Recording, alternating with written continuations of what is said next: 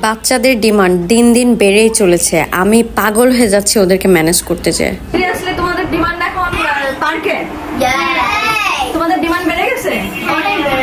আল্লাহ, এইসব বাচ্চা কাচ্চা স্বাভাবিক নেই। ওদের আমি দোকান থেকে সব জিনিস খাওয়াইছি, এখন তারা আবার নাকি পার্কে যাবে। এই সাইবা কই যাচ্ছ?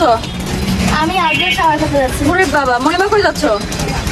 শাওয়ারে? কেন বাসায় গোসল করা যায় না? না, বাসায় বোরিং।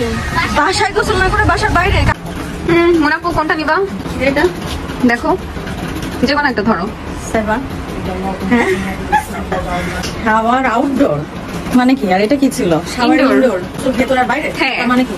তুমি বাইরে গোসলটা সিলেক্ট করেছো। Swimming pool. ইয়ে, চল চল চল, আমরা তাহলে আজকে এটাতে যাব। আজকে কি কি খাবো? Ice cream, juice? তোমাদের তো ওই দোকান ফ্রি। আমার ওয়াটার বেলা দাও।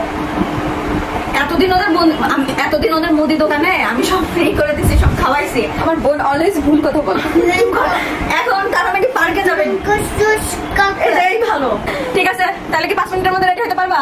হ্যাঁ। না, দরকার নাই, এই অবস্থায় যাবো। ও নো, এই অবস্থায় চলে যাবো, যা আছে তাই।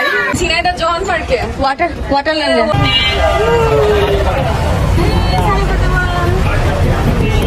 যেই কথা সেই কাজ, আমি আবারও ঝিনাইদহ জোহান পার্কের দিকে রওনা হলাম বাচ্চাদের নিয়ে, পরিবারকে সাথে নিয়ে। কারণ ওরা আমাকে একদম মানে পাগল করে দিচ্ছে যে তুমি তোমার বান্ধবীদের সাথে যাইতে পারো, আমাদের সাথে গেলে কি সমস্যা। তাই আজকের দিনটা ঠিক করে আমরা যাচ্ছি। আজকের আবহাওয়াটা অনেক সুন্দর।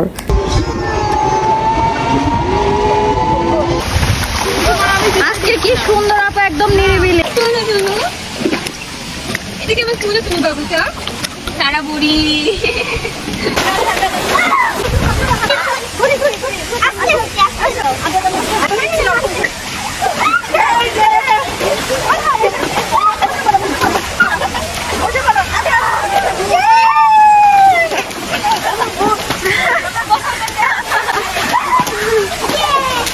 সারাদিন অনেক আনন্দ করলাম এবং বাচ্চাদেরকে পানি থেকে ওঠানো হয়েছে বকা দিয়ে দিয়ে। যাই হোক, খুব ভালো একটা দিন কেটেছে আমাদের। আল্লাহ হাফেজ। এখানে